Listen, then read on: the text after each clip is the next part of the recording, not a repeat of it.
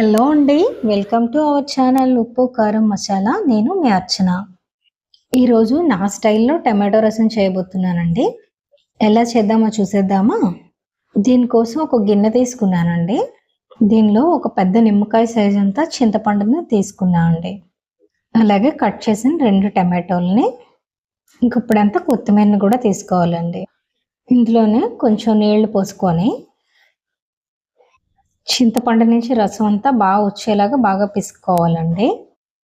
తర్వాత మనకెంత చారు కావాలంటే అన్ని నీళ్లు పోసుకోవాలండి. నేనైతే ఒక లీటర్ వాటర్ తీసుకున్నాను. మీరు ఒకవేళ ఎక్కువ పెట్టేలా ఉంటే ఇంగ్రీడియెంట్స్ కూడా కొంచెం పెంచుకోవాలండి. చింతపండు, టమాటోస్ ఇవన్నీ కూడా. ఇప్పుడు ఇందులోనే కొంచెం కరివేపాకు వేసుకోవాలండి. అలాగే రుచికి తగ్గ ఉప్పు వేసుకోవాలండి.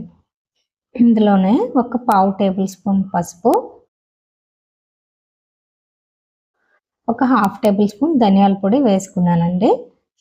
దీన్ని పక్కన పెట్టుకొని ఒక ప్లేట్లో ఒక టేబుల్ స్పూన్ జీలకర్ర, పావు టేబుల్ స్పూన్ మిరియాలు, పొట్టు ఒలిచిన వెల్లుల్లి అండి ఒక 10-12 రెబ్బలు తీసుకోవాలి.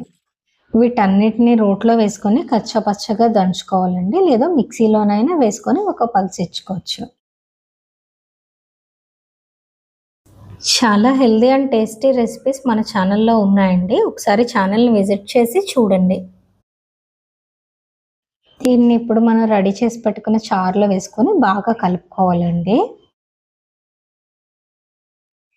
ఇప్పుడు దీన్ని స్టవ్ పైన పెట్టుకొని మీడియం ఫ్లేమ్ పైన బాగా పొంగొచ్చే వరకు మరిగించుకోవాలండి. ఈ చారు టేస్ట్ చాలా బాగుంటుందండి. ఏ కూర లేకపోయినా సరే ఒట్టిగా తినేయచ్చు. ఇంకా నాన్ వెజ్ కర్రీలోకి దీని కాంబినేషన్ అయితే చెప్పనక్కర్లేదండి. మీరు కూడా ట్రై చేయండి ఒకసారి. మన చారు బాగా మరిగిపోయిందండి. ఇప్పుడు తాలింపు వేసుకుందాం. తాలింపులోకి ఒక టేబుల్ స్పూన్ పోపులు తీసుకున్నానండి. 2 వెల్లుల్లి రెబ్బలు, ఒక ఎండుమిరపకాయ అండి. ఇదంతా బాగా వేగాక లాస్ట్‌లో చిన్న ఇంగువ వేసుకోవాలి అండి. ఇంగువ ఫ్లేవర్ అనేది చాలా బాగుంటుందండి చారుకి.